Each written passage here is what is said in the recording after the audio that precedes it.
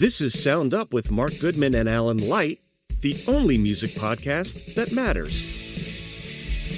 Welcome, I'm Mark Goodman. And I'm Alan Light. This week on Sound Up, OK Go frontman Damian Kulash joins us to discuss their new single, A Stone Only Rolls Downhill. Plus, performers announced for the Grammy Awards this weekend and the MusiCares tribute to the Grateful Dead. Aaliyah becomes a Barbie, and Timothee Chalamet keeps the Dylan momentum going with some rare covers on SNL. All of this, plus some emails from you, responses to our most recent throwback post, and our new music picks of the week.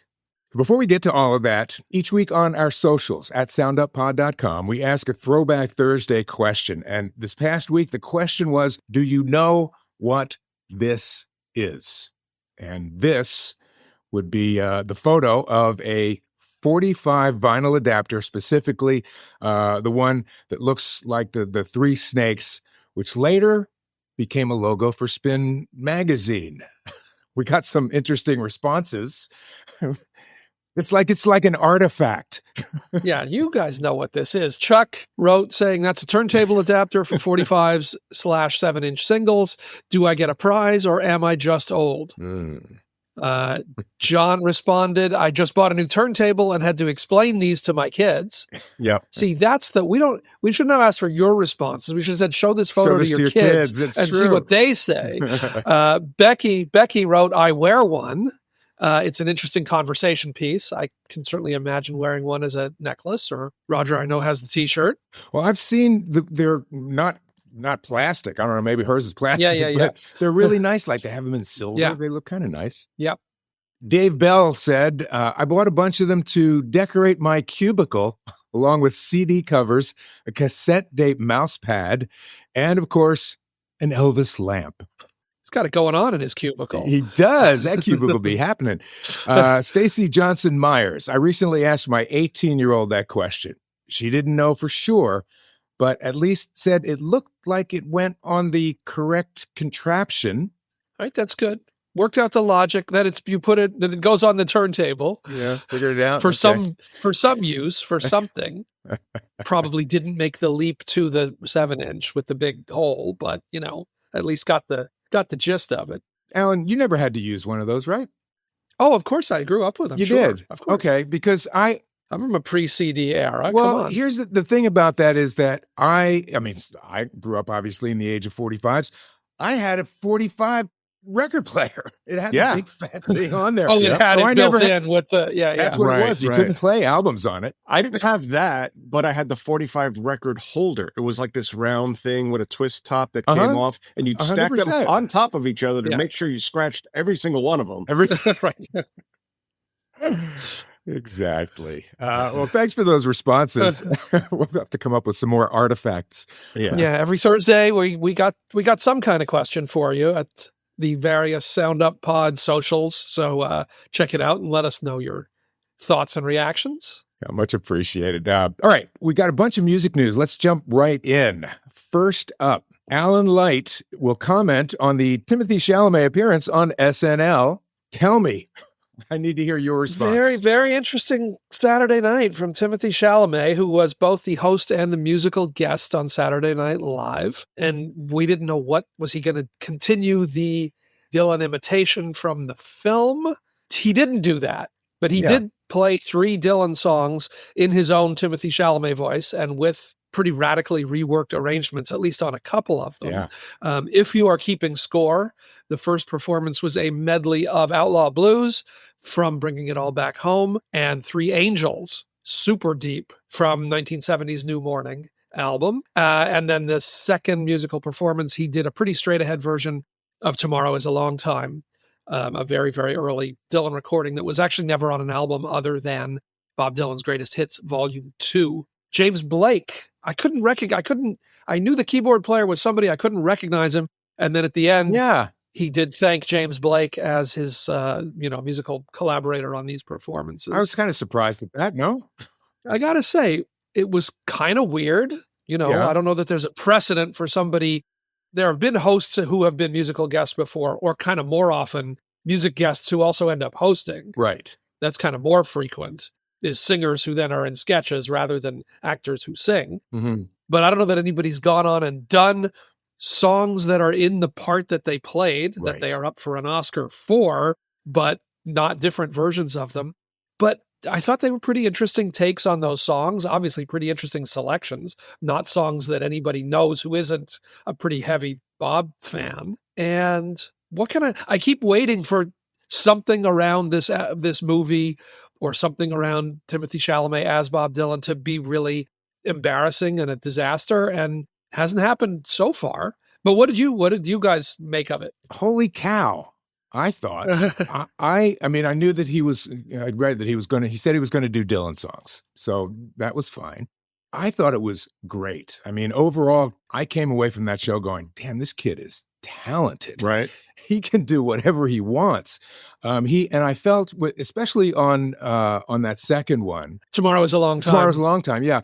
I thought, well, no, he's not doing Dylan, but I think he kind of sings like Dylan, or his natural style sort of is in that direction. Let's put it that way. So maybe it was easier. And credit to the guitar playing that he sort of got that finger picking. I mean, he worked on that for years for the movie, but was able to pull that off in a very authentic style. And that goes, by the way, for everybody in the movie. The woman who played Joan Baez, I thought was phenomenal. Yeah, just a reminder for those of you who have seen it or not seen it, all of those, the musical performances in the film were all cut live in front of an audience. Unreal. They initially did it. They initially recorded them and then sort of lip synced them in front of the audience and were like, this doesn't feel right. We want the energy of it. And those were actually done as live performances, which is pretty amazing. So from what I could gather, Dylan's only been the musical guest on Saturday Night Live once in 1979.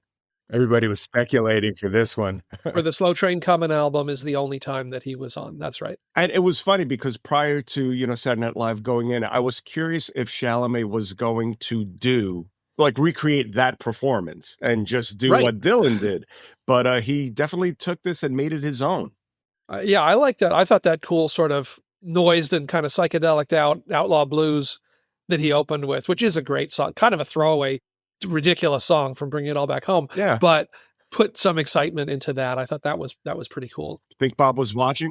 Yeah. I strongly doubt that Bob was watching. It's too late for me. Bob's got to go to sleep. But who the hell knows? Who the hell knows? Who is to say? Bob just announced, let us also say, he just announced a date in Tulsa, the site of the Bob Dylan Center, but as the first of a 2025 leg of the tour. He just wound up in Europe, finished up what was announced as a 3-year Rough and Rowdy Ways tour. He's going straight back out. Gotta love that. Unreal. I think that Timothee Chalamet is now, because of this work, wound up being a Dylan fan. Oh, he says he went in kind of not really knowing and immersed himself. And then obviously as it dragged on over years, the delay for COVID, then the delay for the strike, all of these things, that he got deeper and deeper in and says that he's a crazy super fan. Anybody doing Three Angels from the New Morning album, has got to be, they got to be in pretty deep. Pretty cool. Pretty cool. Before we leave SNL, we should mention we're actually, by the time this airs, the Ladies and Gentlemen, 50 Years of Music on SNL documentary directed by Questlove will have aired on NBC. It airs Monday night, and then it will be streaming on Peacock after that. So we can't really review it, though I did write a piece, an interview with Amir. I was going to plug that for you, Alan. Ran in the New York Times last week. But what was circulating that I sent you guys, and I know some listeners have seen already, was the opening sequence, the mega mix cold open. Unbelievable. Unbelievable. Not only for the performances, but for Questlove's incredible, mind-blowing mashup. Oh my God. What is it, 7 minutes? It is about 7 minutes long. Oh. It'll be great on next week's episode for us after having seen that to talk about it a little bit more, because I'd be really curious to pick each of your brains on some of your favorite performances on SNL over the years. And I want to say, I guess this is, if you watched it, you watched it. A plug if you didn't watch it and can stream it on Peacock. I think that Quest did a really, really nice job on this documentary, because it could have really easily just been a clip show. Mm-hmm. It could have been, here's the 20 greatest performances, and everybody would have been happy with that. Like, no, there wouldn't have been any complaints. But he actually built out more sort of narrative stuff and more behind the scenes and making of the digital shorts, music parodies, and the ways that music has been used in the comedy sketches over the years. It's really a more ambitious piece as a documentary than what I expected it was going to be going in. And especially when it opens with that, if you do nothing else, go to YouTube and watch this opening sequence trailer, because it sort of starts and you realize what he's doing, because there's no announcement. You get into it and you're like, oh, and then it just gets more and more complicated, and then it just keeps going. Yeah. You're like, how long? 7-minute sequence on network television is a huge, long piece. And I have to say, in your story in the Times, the bits of the interview that you excerpt and include in the story, to get into his brain, because it's such a massive piece of how do you deal with 50 years worth of it? And he broke it down how, he's a very methodical guy apparently, and really knows how to break down a problem, but yet explained how he just he got into it too. Before you know it, he was off on tangents and just realizing, I got to make this bigger than I ever imagined. So if you did watch it, send us your thoughts. If you haven't watched it, try and go stream this special. There's going to be a ton of SNL 50th anniversary stuff this year, but this piece, just looking at the music for our purposes and for how well done it is worth taking the time. Indeed. Let's talk Grammys for a second. We've got the 2025 Grammys, the 67th Grammy Awards, live on CBS, February the 2nd. That's this weekend, right? And the Super Bowl is this weekend. Next the following weekend, right? The 7th, right? Yeah. Yes. That's okay. I just wanted to confirm. I 9th thought, or whatever it is. Yes. Okay. All right. Yeah. I thought, oh my God, are they both on the same night? Wait a minute. No.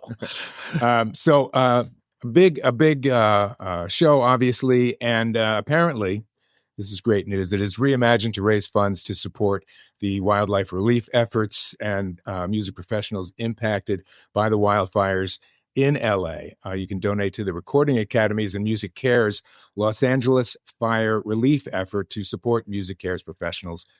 We will post links to that. So this first wave of performers is further indication of how much the girls ran the pop world in 2024, because Billie Eilish, Chappell Roan, Charlie XCX, Sabrina Carpenter, Shakira, Doechii, Ray, all of them confirmed to perform. Also, Teddy Swims, Benson Boone, but not much, announced yet. It's really all about the women, which is really indicative of what pop music sounded like in 2024. Quick, got to mention, because I keep meaning to mention this. Over the break, I finally caught up on that Doechii record, and God, it's really good. Some of you guys had said that. Yeah. Thank you for saying that. And I didn't feel like I was late. I was late to the game. I didn't feel like I'd really listened. So good. So happy that she's going to get a performing slot on the awards too. And Ray, thrilled. Roger's favorite. Thrilled. Yeah. Well, I think we're all, getting something we want. I mean, Mark has been talking about Teddy Swims now for so long. Yeah. But it seems like in the last 60 days, I am hearing his name over and over and over again. I think that moment is actually happening. Yeah. Yeah. Finally. Well, he's nominated for Best New Artist. Yes. Yeah. The Grammys. And there's new music out. Yeah. And there is new music out. Yeah. He's part 2 of his album is now out. Who else? Anybody else we should mention on there? I think that's the first. That's the first wave. I'm sure that we will get some more during the week. That they'll be working on this as always till the last minute. But the fact that they got Sabrina, Chappell, Charlie XCX, Shakira, slightly different list, but that's those are the headline stories this year. So they're certainly delivering, in theory, what the people want. So. Right. So going to be a huge weekend for music in Los Angeles. The Fire Aid benefits happening at multiple venues on Thursday night. Exactly. And I should mention SiriusXM is going to carry it on John Mayer's Life with John Mayer channel, which is channel 14.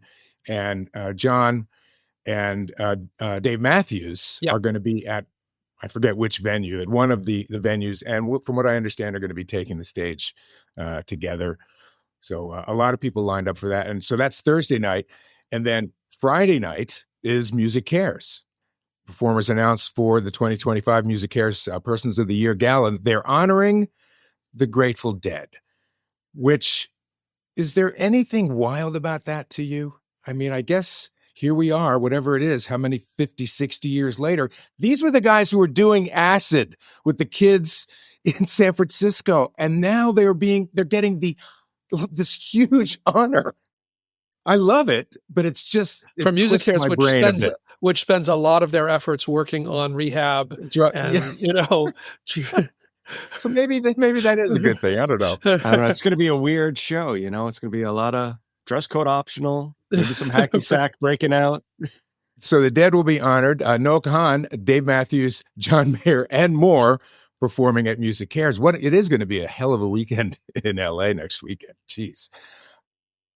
Who else? We have Zach Brown, Stuart Copeland, Mick Fleetwood, Sammy Hagar, Bruce Hornsby, Norah Jones, Winona Judd, Dave and John, as I mentioned, Maren Morris, Lucas Nelson, Billy Strings, War on Drugs. I could go on. Dwight Yoakam, along with Grammy Award nominees, Sierra Farrell, Noah Kahan, Maggie Rose, My Morning Jacket, The Warren Treaty, and wow, just an incredible lineup. Hosted by noted Deadhead Andy Cohen. Yes. Loves the Real Housewives and the Grateful Dead. What's funny to me is to see, and it shouldn't be funny at this point, the sort of alt-rock Vampire Weekend, War on Drugs, My Morning Jacket, like that's a Coachella, or at least a Lollapalooza friendly sort of a bill, all of whom are crazy Deadheads. Then they are too. I mean, the guys from the National put that alt-rock tribute to the Dead together a couple of years ago, and everybody wanted to be part of that. I'm going to say, with Fire Aid, MusiCares, and the Grammys all happening one after another. And the Clive Davis party in the middle. Yeah. You've got so many artists in LA this coming week. If there was ever a time there was going to be another recording of a benefit single, maybe for Fire Aid, you've got all those people there. Get them in a studio, do something. So who plays Quincy Jones in that scenario? Cool. Questlove does is the answer to that. Well, it could be Questlove or Jack Antonoff. You got a couple people who could pull that off, I think. But it is, I think, look, it's always wild when the Grammys happen, and Clive Davis's party is always the night before, and that attracts a lot of people. But this is going to be a pretty crazy weekend. The idea that so many people who are performing have lost so much. Well, and that they've scaled back. People they aren't doing the parties this week. They've all said they're taking that money and going to put that toward their donation for the cause. It's really just going to be concentrated down to these couple of mega events. Mm-hmm. So we're going to have a ton to talk about next week, by the way. Yeah. Fire Aid on Thursday, which, broadcast everywhere, Grammys on Sunday night, plus this, the SNL show. And there's going to be a lot to come back and look at on next week's program. It'll be the mega mix. That will be the mega mix. So. For next week. All right. One final note before we wrap up music news. In celebration of Aaliyah's birthday, Mattel has announced a new Barbie homage to the Princess of R&B with the Aaliyah Barbie doll. How great is that? Inspired by the 1 in a Million music video, dressed in a black faux leather ensemble with several accessories that scream 90s. Sleek black shades, signature hairstyle, hair swooping over one eye. The Barbie team worked closely with Aaliyah's brother, Rashad Houghton, to develop the concept for the doll and ensure the result was true to Aaliyah's legacy and persona. So these collectible celebrity Barbies, kind of a thing. Others who have been featured include Gloria Estefan, Stevie Nicks, but also Elton John, Elvis, and David Bowie. Yeah. I guess Barbie, they're not Ken. Those are not signature Ken dolls. It's still a Barbie if it's a dude. Isn't that generic? Barbie is like a generic term. I guess Barbie it doll. is. Or I guess nobody wants to be Ken associated, so you got to go. But I know these sell immediately. When Stevie Nicks did it, they sold out in seconds. So it's kind of bizarre, isn't it? Seriously. I mean, the only reason that I think things like that are happening is because of the movie. Yeah, it predates the movie a little bit, but I think then it was cool enough for everybody to buy in. Yeah, I mean, it's sort of way beyond. It's not like the bobblehead dolls. Or the Funko Pops, or Funkos. That's what I was thinking of. Funkos. I mean, it's the same sort of thing, but with Barbies. And they get into it. Like, I know when they did the Stevie Nicks doll, she sent them the actual outfit from the Rumors cover. Oh, God. To look at the fabric, to look at the, to get the accurate feel and look to all of it. Sent them the boots from the Rumors tour. Like, they were working off of the original artifacts to get that design right. So they're into it. That's a world I don't quite understand, but I know it is massive, that sort of collectibles world. All right, there is our quick look at some of the big stories in music over this last week. And we have a very special guest joining us just moments away. Damian Kulash of the band OK Go, joining us next. Chicago by way of LA band OK Go are, well, they're tough to define. Part avant-garde art project, part rock band. OK Go have made a name for themselves as much for the videos accompanying their music as the music itself. Since their inception in 1998, some of the innovative releases we've gotten include the Grammy-winning legendary Treadmill video for Here It Goes Again, the video for Upside Down, Inside Out, where the band is floating around, bouncing in zero gravity, the video for The One Moment, featuring multiple seemingly unconnected events filmed in the span of a few seconds, then slowed down to reveal each action played in perfect sync with the song. And that's just a quick sample of their innovative approach to video and promoting the band. OK Go is about to release their first full-length studio album in more than a decade, and of course, just released is the brand new, wildly innovative video for the single, A Stone Only Rolls Downhill. And we've got Damian Kulash, the frontman and video director for OK Go, to break it all down. The new video, of course, and the inspiration for it, as well as the new album, The Adjacent Possible. Welcome to Sound Up, Damian. Great to have you with us. I got to say right up top here, God, I wish that OK Go was around when I started at MTV in the 80s. I know you were like barely double digits at that point, and I'm not sure if there was anything that happened there that might have inspired what you have now become. And for that also is, I got to ask if the songwriting process is intertwined with what you might be able to express through video, meaning, like, do you think video as you're writing? That was a question we asked to everybody in 1981. Well, first let me say that, A, thanks for having me. B, I really wish that MTV was around when I was making videos. It goes both ways. Wouldn't it be nice if there was a place for these things? Fair enough. And there's sort of two answers to whether or not the songwriting and video making are connected. On a sort of close level, no. Like, when we're working on a song, we're there between two speakers, and it's hard enough to make something that you truly love just between your ears, And the videos come after that.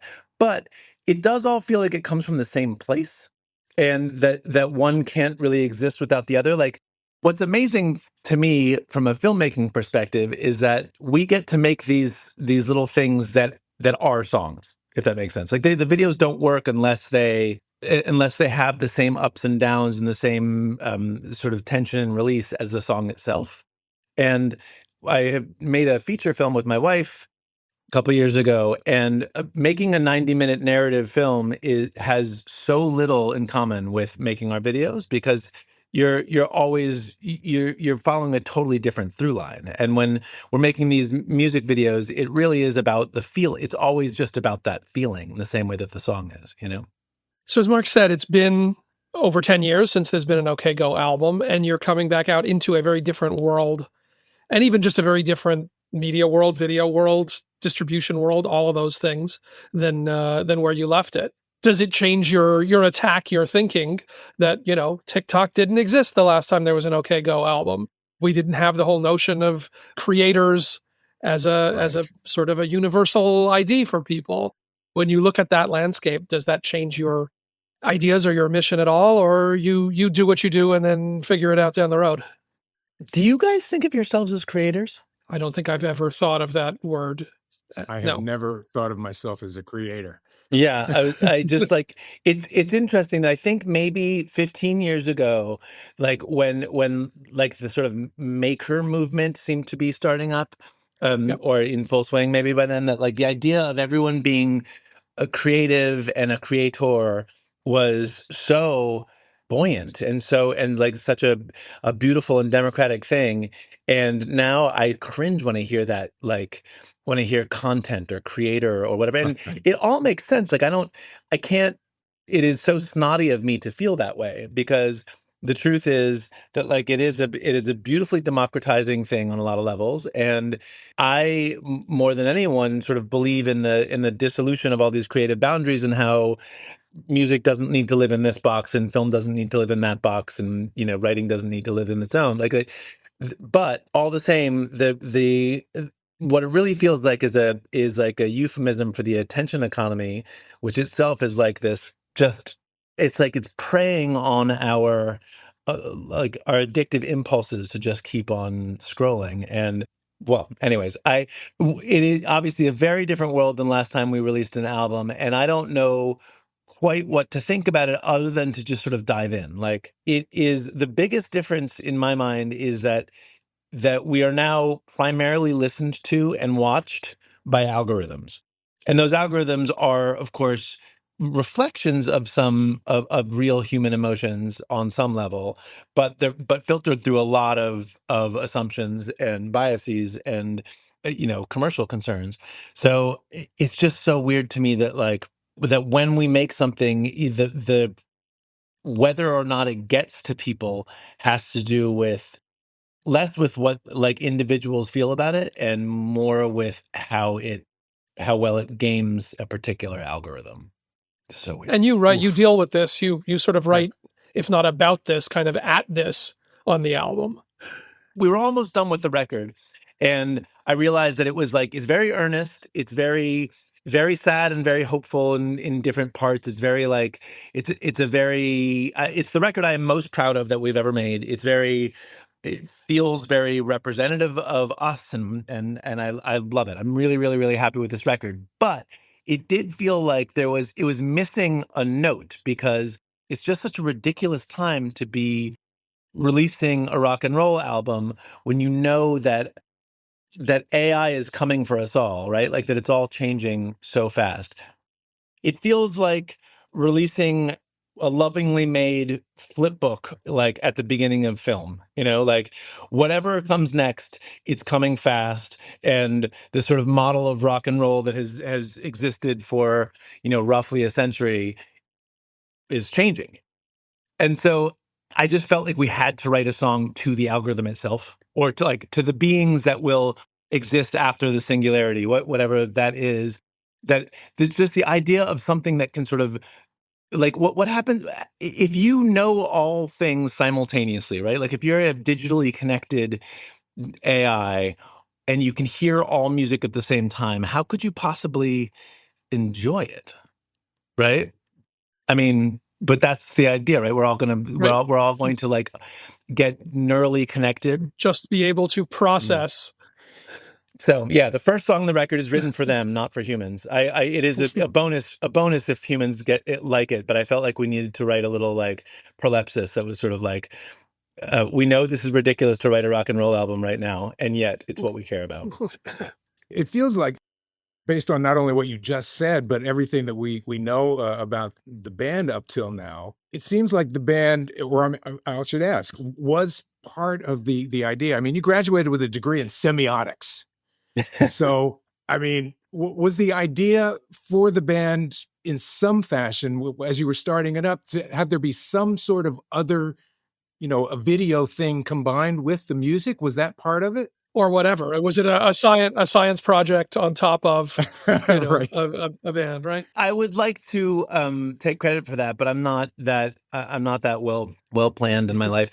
I grew up doing visual art more than music, and sort of shifted to music in my teens, and it was my whole life in my 20s, and I guess it was just that like all the other stuff that came along with being in a rock band was always just as much fun for me. That's actually kind of the wrong way to put it, because it's not the stuff that comes along with it. It was that the chasing of making songs felt a lot like the chasing of breaking into the Chicago Art Institute so that we could still screen our posters there, like late at night, or wheat pasting those posters around Chicago, or making little videos for our friends while we were on tour. Just the sort of creative impulse to make something for the fun of making it has always been the thing that kind of animates me. And so, when YouTube came along, it was like suddenly there was an outlet for all the stuff we were already doing. Like if I were the world's greatest guitarist, if I were Jack White, I assume that when things like YouTube come along, you kind of go like, oh, come on, what is this? Like rock and roll is about like being an incredible shredder at your guitar. But I grew up in DC, sort of idolizing Fugazi and Shudder to Think, and there was this real DIY ethos. It was kind of like it was as much about the community and as much about the kind of like enabling of people just doing stuff and making stuff as it was about chord progressions or guitar solos. And so it always just felt to me like chasing the other stuff was part of the deal. I was just going to say that it seems as though the idea that what you're just talking about, the idea of that sort of making that, it's almost, I don't want to say that it's making content, but you're not talking about songs.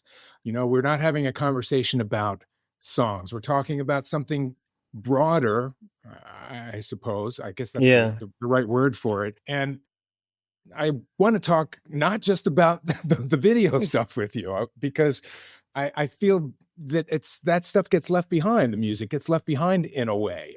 We used to hear back in the day, we used to get crap because you're ruining music. The imagination is ruined and you're ruining songs. And now the attitude and your attitude is very, very different regarding creating music.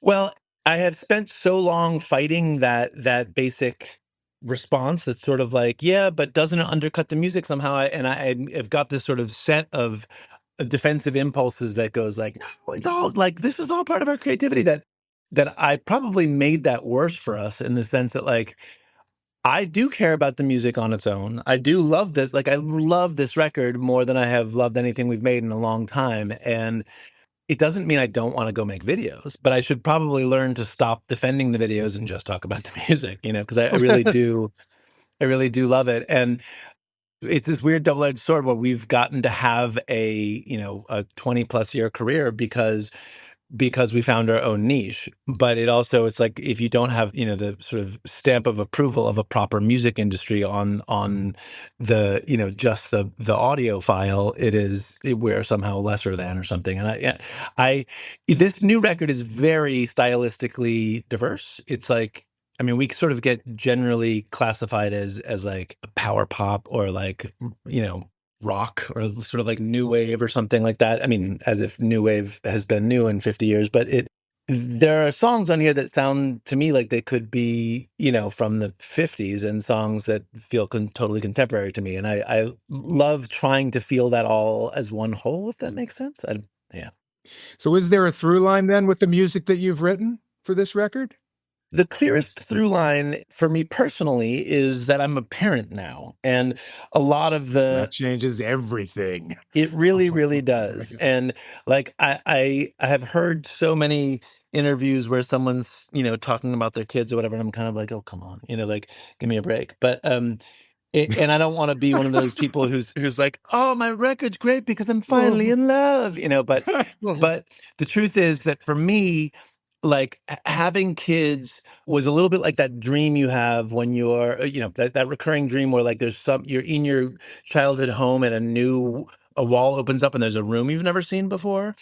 My relationship to emotions and to love and to wonder, they did that to it. It was like I found a new version of life through my kids. And so a lot of the kind of purest emotion in these songs comes from me feeling like rejuvenated and alive with wonder again. I tried not to make the songs too specifically about like, this is for you, kid, but I think that kind of enthusiasm for for chasing the magic is totally a function of being a father. I don't even know if this is a question, but hearing you talk through it, there is, as you said, there's a humanity, particularly this record. You had kids, other guys in the band had kids. There's family stuff. You made this film with your wife. We all survived lockdown. Like, there's all the right up close, intimate stuff that's going on that informs this record. But you guys also have, as you've said, this platform and this opportunity where you've testified before Congress or written for the New York Times or, have developed this program using your video technology with a college in Minnesota. How does that sort of, the relationship between that kind of micro and macro thing, between these are things where you wrestle with your own feelings and families, and also this awareness that, as you've said, you built a space where you can then go and take that out into these bigger and unexpected worlds. How do those inform each other or play off each other? Are they totally in their own lane, or at this point, is that all sort of in the project? Good one, Alan. Yeah. No, I think again, I don't even know if that's a question. It's just I'm hearing all of these things, It's to me like it is. It's all very sort of philosophical, of course, but to me, it's all in the project. And certainly, I mean, I'm sure you guys know as well as I do, the sort of like having to balance that project with the more traditional project of a family. Like not being on tour. But let me take it back to the DC roots again. That I remember, seeing like Fugazi used to play once a year at this high school, like right near my house. It was on the field outside this high school, right near my house, and there would be 5,000 kids would show up or whatever. And also the next day or the day before, or the week after, whatever, you could go to this house in Arlington where Positive Force, a bunch of sort of like what's that? Go players. Yeah. Oh no. Well, there was also go happening. No, but Positive Force was a sort of a bunch of political activists and rockers, and it was like they'd be raising money for Food Not Bombs, and they'd be passing out flyers about DC statehood and trying to get people to go to the gay rights march. Like, and you would see the same. It's like there'd be 5,000 kids watching Ian MacKaye sing at Fort Reno, the park, and then the next day, like it would be him and 16 people in a room trying to get you to raise money for a food bank, and those felt like the same project to me. And I looking back, I'm like, right, the other 5,000 kids at that show, I guess, didn't show up at the Arlington house the next day, but I did. And like when I was 15, I remember walking to Ian's house and being like, I want to start a label like yours. Can I borrow some money? And he literally was like, yeah, here's a check. Do I need a contract or anything? No, because I have. He said I have $5,000 that I donate. That I that cycles through the community to keep this going. Do you want to be the kid who stops that? That was the contract. And I put out this compilation record of my friends' bands, and we sold it at the local record store, and we got him his money back in 6 weeks or whatever. And that, at that point, I wasn't much of a guitarist. I'm still not much of a guitarist. I still find more magic and wonder in the space between notes and harmonies and melodies than I do in trying to figure out how to raise money for the food bank or how to sell my friend's 7-inch. Like, it's the business part or the other stuff still don't come with the same sort of magic and wonder as the straight up sounds do for me. But it is all part of one ball. And I gotta say, I don't know if this is going to make any sense connected to all that, but I grew up listening to Prince and Run DMC and Depeche Mode and all these amazing things that never felt like they were made by humans, really, right? It was all like as amazing as and organic as Prince's music can be. It's so virtuosic that I never as a kid was like, hey, I want to learn to play like that. I just would sit there and with my headphones on playing with my Legos and listening to that, but by high school, the Pixies got into my world, and that I was like, oh, I want to do that, and part of it was like the rage and the sort of brokenness, but a lot of it was just that those guitar solos are 2 notes and they're angry and they're not virtuosic, and for as tight and perfect as Fugazi was, they weren't perfect either, and And that was the stuff that made me like want to lean into it, was the feeling and the ability to communicate emotionally. But I had already been trained by the sort of DC side that, like, the Pixies kind of existed in their own bubble. Discord didn't. Fugazi and their disciples were like a universe, Right. Mm-hmm. Right. Mm-hmm. We're going to let you go in a minute. We have a couple of sort of questions that we need to get through, but I want to make sure that people know you're heading out on tour as well. And when people who haven't seen you live, who know you through the work that they've seen on YouTube and all the videos that we've been talking about, what do you do live? How do you make it as compelling live? That's got to be a pretty high bar. We have a show that we do in sit down theater, not the rock show that we're going on tour with right now, but we have done a show in performing arts centers. This very family friendly, seated show with an intermission and everything, where we live score the videos, and it's very fun. We stop, we take a lot of questions from the audience. It's very like Blue Man meets Broadway. And there, it's okay if we put the video up and you're watching it. In our rock and roll show, we've always felt like it was a bad idea to put something on a TV that people would watch, Like, the job is to get them to stop filming with their phones even, just like be here and enjoy this. And, I'm, of course, biased and partial to our music, but I think in some ways it's good to have this show where it's like they fell down the YouTube rabbit hole watching our videos, and that's how they know us. But now we're here and it's just the songs and they still love it. Like, in fact, you love it more in a lot of ways because you're actually there in community and you're actually feeling the sweat and you're actually getting that charge that you can only get from being around 1,000 other people, And do you think it makes them focus more on the melody, on the song? The experience of a song is never the same between headphones as it is on stage. It's like, it's a peculiar 20th century thing that we believe the platonic ideal of a song is its recorded version. Only in recent memory could that be true. Before that, a song was an idea that was experienced in real time. And on our second album, when the treadmill video came out, that came out a year after the album had been released. And we did a whole nother like tour cycle. So it meant that we toured for 31 months, 2.5 years, without ever taking a break, really. And by the end of that, I was so sick of our songs and so sick of the system of sort of like going out there and opening for some enormous band in an arena somewhere so that we could play for the, a half-empty arena and hope that somebody would like the song and go, sign up for our email list. It just felt like such a business. And I spent a weekend in New Orleans. It was right after Katrina. And I was doing political work with other DC people, actually, with the folks from Simple Machines Records who had started a project in New Orleans. And I remember like feeling what it was like to be in a second line parade where the people at the front of the parade aren't even aren't in the same verse as the people at the back of the parade. They're all playing the same song. They're not in time with each other. It's in time at any given spot, but it's all of it is experiential. There is no version of this that can live outside of this moment. But it was all about that connection to other people, all about that like participatory engagement in it, that it was like, this song isn't for other people, it's for us right here, right now.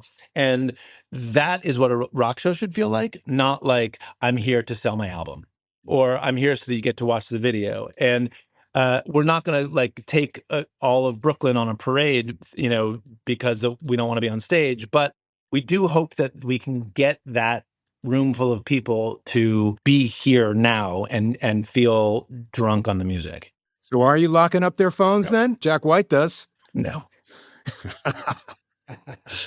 His relationship to technology, as I've already stated, is probably pretty different than mine. We'll just take all their phones and make a video with them. We have these 3 stock questions.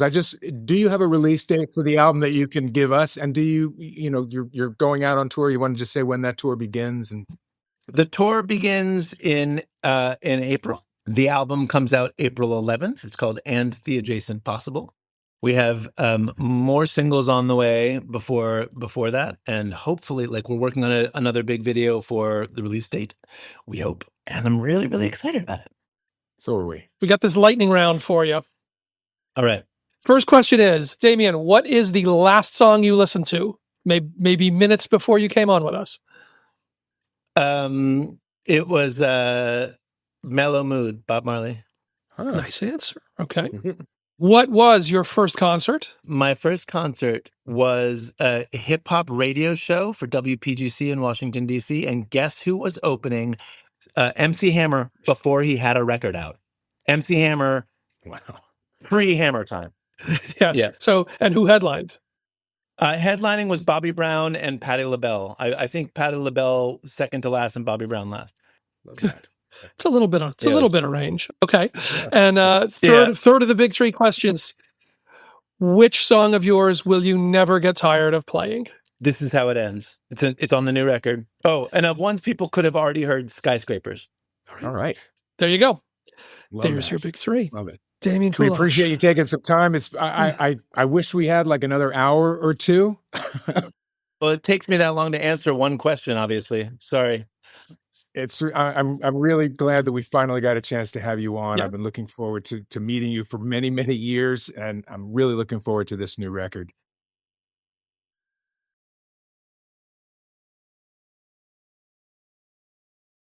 We are back on Sound Up. Many thanks to Damian Kulash. I could have talked to that guy for another hour. We didn't even get into the nuts and bolts of their insane videos. And if you're only vaguely familiar, if all you know is that treadmill one, no. They kept it going. They have kept it going. You need to do a deep dive.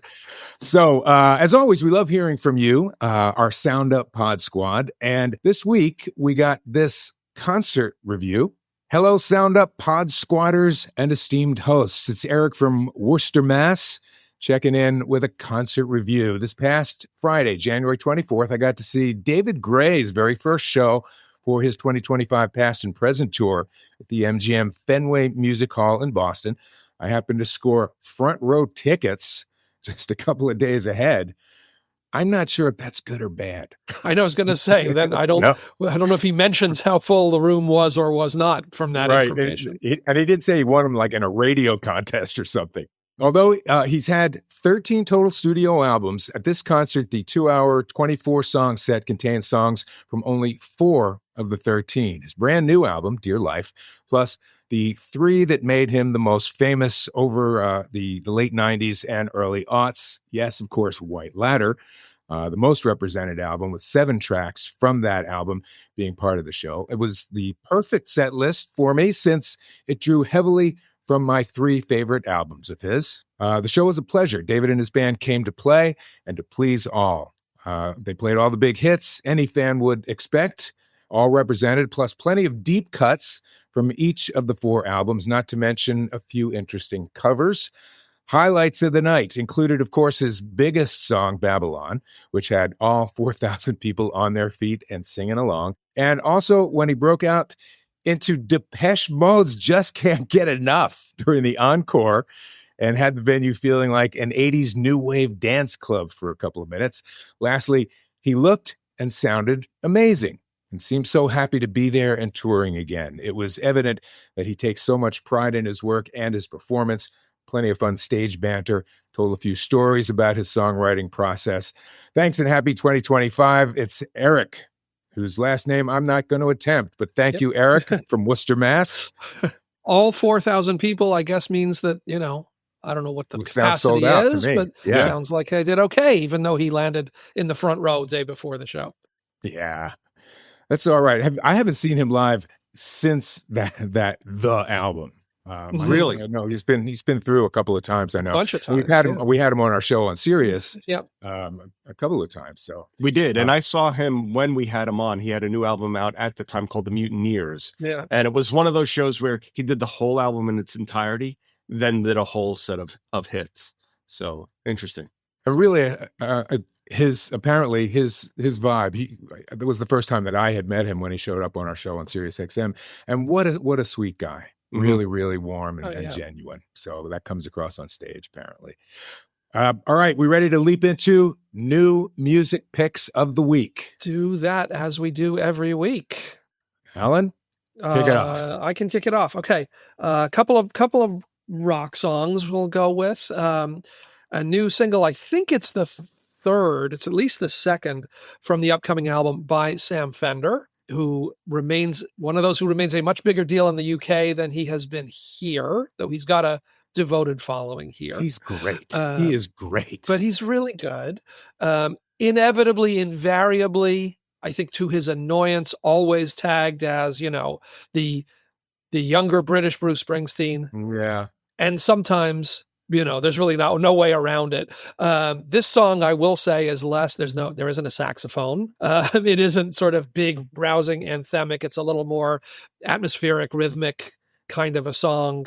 Not into U2 territory because it's not as big and chimey as that, but not the straight Bruce kind of a thing. Song's called Arm's Length, built around a little kind of snaky guitar figure. And I like it a lot. It feels a little bit different than where he's gone. Though, interestingly, Stephen Hayden wrote a book. Our friend Stephen Hayden wrote a book last year about Born in the USA and the 40th anniversary and the legacy, and kind of making a case that in the end, the most influential song, particularly we were talking about the indie rock influence of the Dead, that in the sort of indie rock influence of Bruce, that I'm on Fire is the song that they all want to make.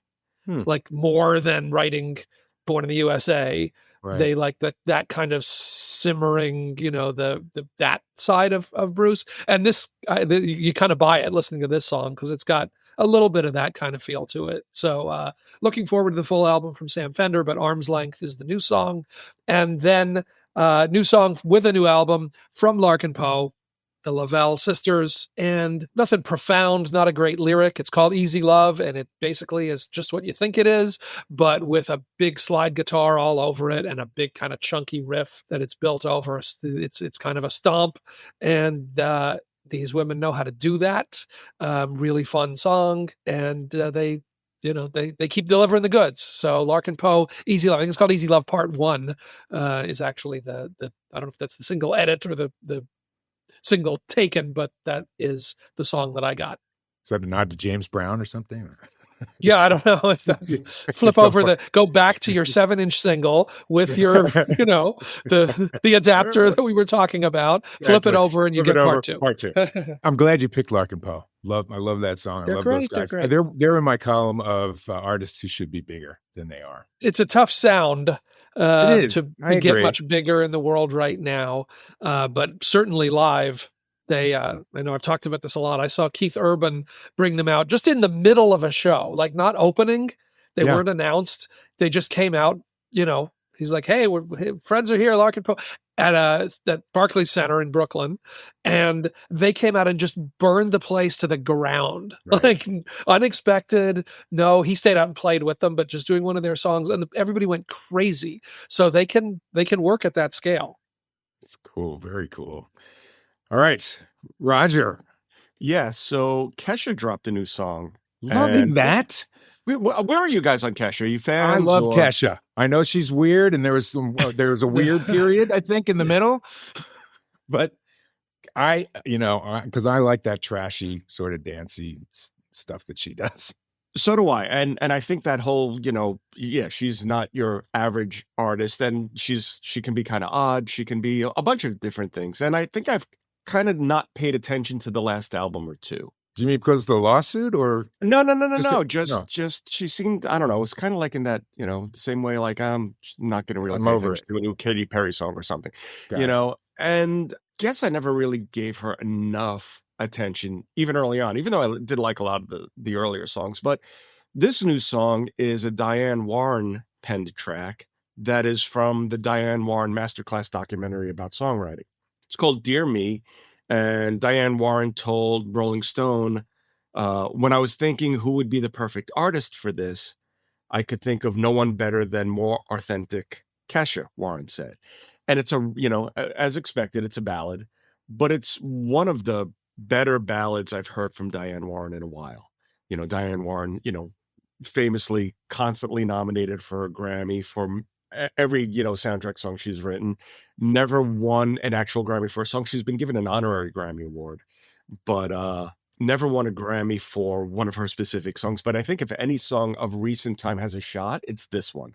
It's a really beautiful song, and Kesha delivers a great vocal. And that's the thing. It made me really take a moment and realize Kesha's really got a great voice. She really does. And it's a really good song. And it would be great if she has that kind of success with this song. I would be happy for Diane Warren, who I'll say, I know she had a house in Malibu that is burned to the ground. She lost her house. I found out recently. So hopefully this will, a little cheer up.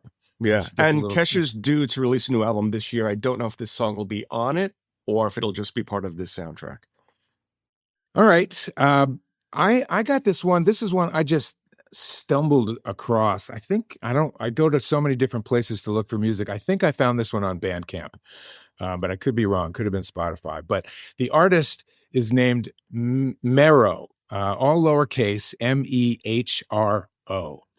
And the new single is called Lady Parts and Mannequins. This is a kid who's 27 years old. To me, for the most part, his vibe is really very Bon Iver. And he says his influences, Elliott Smith, Frank Ocean, and Phoebe Bridgers. Those are his main inspirations, he says. He intentionally spells his name in all lowercase, reflecting his preference for actions to define him rather than words. His first track, February 2020, it was a song called Perfume. It now has over 10 million streams on Spotify. Other songs, like one called Chance With You, these are older songs.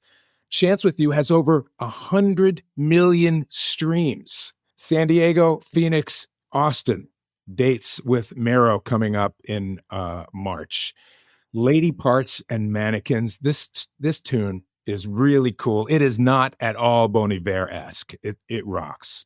That's my pick for this week. It's just the reminder of like how people are listening. It is just wild to me that this is, you have never heard of him. Never heard of him. 100 million streams to return to. I was, talking about Bruce Springsteen earlier. The deeper album cuts on Born to Run have fewer than 10 million streams. Right? No, to really pay attention to how people are listening and not assume that we know that household names equal, especially where kids are spending their time. It's just remarkable to me. You'll hear these stories, these guys like this. They're like, I don't know who that is. I don't know what that song is. Hundreds of millions of people listening. Right. So I don't know. Maybe it is a better era for music than we thought. I don't know. It's a little confusing. It's super exciting. I mean, I do think it is like that, somebody like that can have that sort of access and that sort of response, obviously without there's not a label machine. There's not I don't know what's behind somebody like that, but it can find its way. That can't be a bad thing. Cannot be. Right. And he toured here in 22. No word on the tour. I didn't hear boo about it, but I'm happy to say I mentioned that those three cities, he's going to be back and we'll do some live dates. Hopefully we'll hear a bit more. Maybe we can even get him to come in and chat with us a little bit. I'd love to hear what you think about all of our picks. You can listen to our new music picks weekly on Spotify. Check out the Sound Up Soundtrack playlist. We got all of our music past and present on that playlist. That's going to wrap it up. This edition of Sound Up, all done. Check us out on socials for exclusive content and more, all at Sound Up Pod. So please give us a 5-star review, like our Facebook page, and make sure to check us out on Instagram, X, Blue Sky, and TikTok. Always, you can email us with a voice message or written words at connect@sounduppod.com. As we said, next week we've got a whole lot of stuff to catch up on, things that are happening this week. Let us know your thoughts, and we will bring them out to the people. Catch you next week. Sound Up is hosted by Mark Goodman and Alan Light, produced by Roger That Media, distributed by Revolver Podcasts. Theme music by Smile from Tokyo. For more information, go to sounduppod.com.